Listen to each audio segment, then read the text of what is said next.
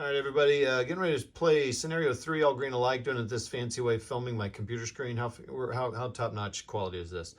So Jeff and I are playing it together. Jeff's on. Say hi. Hi. And we're thinking we're going to send Hunter and his group, and also Tyler and his group for strength-wise around here. So if you can see that, to start taking Groveton and really get some people in Gainesville to start destroy that thing. Because if they can destroy this thing before these I'm kind of, I can't, my hands are full. These guys here, I'm circling here, they're going to take trains. So Jeff and I are going to learn train movement, destroying bridges, destroying railroad stations. So and then substitute units and replacing leaders or something like that. But we're going to also read the special rules before each turn to make sure we're remembering everything. We have to remember force marching and the thing we did a little bit of refusing flanks. So some of these Confederate boys might need to do that if there's some strong points. But they're going to go around here, try to do that. I'm not too sure we're going to worry about taking Manassas, but we're going to try to take some of these other towns and get these bridges. At least that's kind of what I'm thinking. Jeff, you thinking the same thing, or? Yep, going around that north side, trying to, just like they tried to, go down through Sudley Springs. And we're just hoping that we get good roll. The Union has the initiative first, so we're hoping we get a good, strong roll there. And then it would be, I think that the following initiatives are going to determine how successful this maneuver is. And then the Confederates do have paralysis, so if they roll a 6 to win initiative, which they would always win initiative on 6 because they win ties, the first 2 times that happens in the first turn, I think, it's just the first turn, the Union will get that initiative. And then if a third time, it just goes back to normal. All right, so here we go. Getting ready to start this scenario. I'm super pumped about it because we're learning that stuff, and I got so excited when I learned that we could destroy that to prevent these reinforcements coming on. I don't know why I got so. I've been excited about burning railroad stations because I just think it's such an evocative and cool thing. And this is definitely an increase in size of scenarios to this third scenario. Yeah, there's more units involved. So we're actually fighting the first Battle of Bull Run 2 days before it actually happened. Right. It's kind of a little bit of a what if. And so we just played the scenarios over on this side of the map, and some of these guys that were involved are over here. So it's very cool, kind of an almost continuing campaign sort of situation. This scenario just starts with these guys here. We had no impact on it, but some of the units were over there. So that's kind of neat to see that. And we're playing on the whole map, which is kind of cool too. So there's no restrictions where we can go, basically. Okay, that's that. I'll come back after some time here. Okay, here we are at the end of turn 1, all green alike, scenario 3. It's a what if. I'm going to put this all together, the first one. All right, so Jeff, what were you going to say? So the historical Bull Run is when Hunter and them moved around through the Sudley Springs Ford, or Porter and them guys. Eventually, they would push the Confederates off of Robinson Hill as they came down from the north, and somewhere along the line, that would force the guys to leave the Stone Bridge, to give up the Stone Bridge.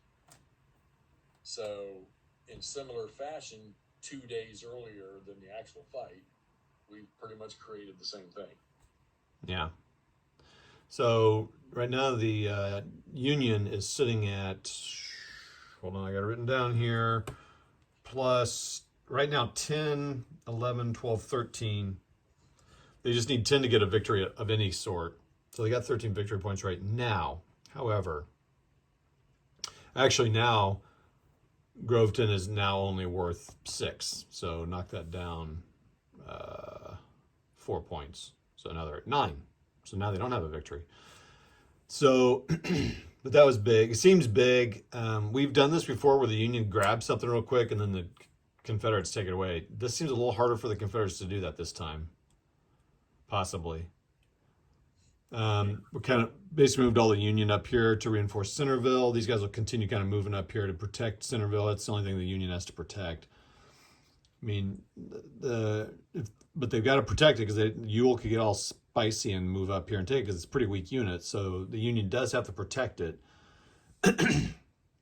Although this bridge is worth some victory points, so you want to be careful.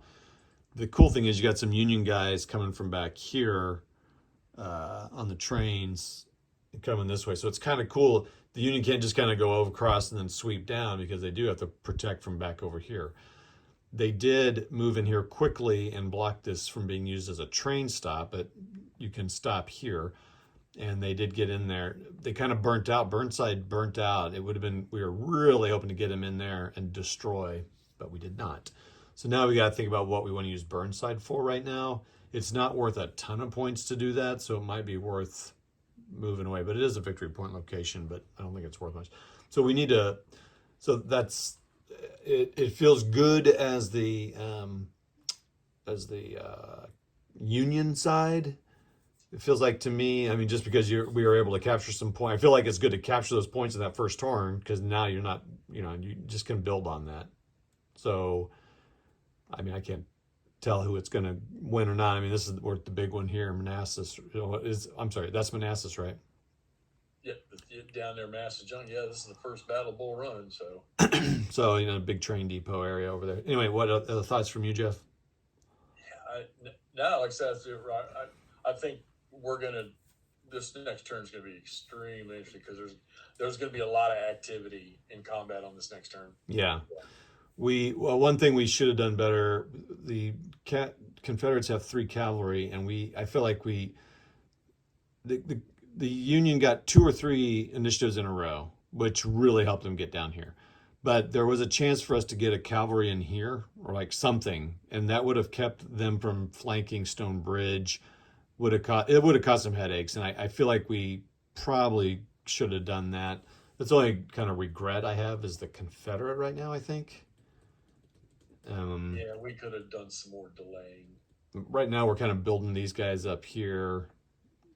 We haven't refused flank. No, yeah, we haven't. That's how we took this. They just ran out of movement points and stuff. They couldn't refuse flanks in here, so they kind of. Yeah. Anyway, so it's looking good for the Union right now, but I've seen this game turn, so I'm not gonna have any comments. It's been fun using the train, though. That's been fun. So. Right. And all right, that's it. So, yeah, I think that's my note I had. So that's the end of turn 1. Been, of course, great fun. We'll talk to you after. Yeah. We were only going to do a couple of movements. No, I know. We played for the whole turn. 3 hours. Yeah. Yeah. This one, there's a lot of movement here. Oh, no, dude. We started it. Oh, we shot our early video. Yeah. So, 3 hours. Yeah. Yeah. 3.5 hours. Yeah, 3.5. Yeah, because I've got a little bit of a cold action, so I was like, yeah, let's just play a couple moves, and then it's very engaging. We did try, Jeff and I are trying to be a little bit more conservative and not get them all to red, so that we can get some more, conserve that a little bit. So, anyway, we'll see how it works. All right, that's it. We'll see you next time. Hey, what's up, all? Wardrobe, Todd, and Jeff from Hex to Hex. Hi. He's on Facebook. He's on Facebook Messenger. We're just doing this all kinds of weird ways, but we're playing this kind of together, learning stuff. I finished up the turn here, so turn 2 is done in the scenario. Whoops, I got the wrong glasses on. No wonder I can't see anything. That's hilarious. Yeah, this was a bad turn for the Union. So the Union had taken Groveton in turn 1, and this has happened now in all 3 games where the Union takes something and then they lose it. But they were up. They had 9 points, and they had 9 points going into turn 2. They lost Groveton, which was minus 6 points, and then they lost, I don't know, 5 or 6, maybe 5 total steps or manpower values in this particular turn. The attack on Groveton took a couple out, and they lost a couple others and another attack on them.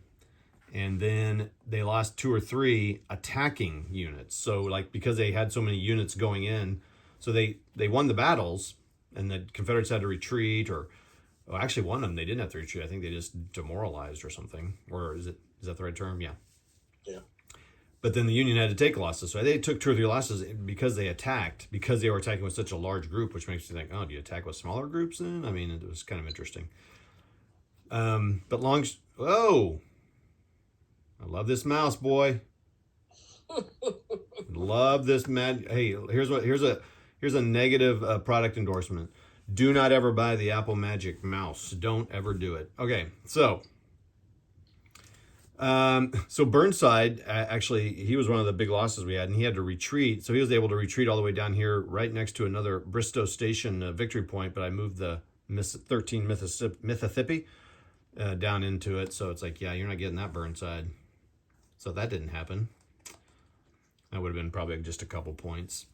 The Confederates kind of garrisoning up Manassas here. Ewell's, I kind of hate Ewell sitting over here in this junction here. But it's a bridge hex and a another victory location. So that's a big one to keep.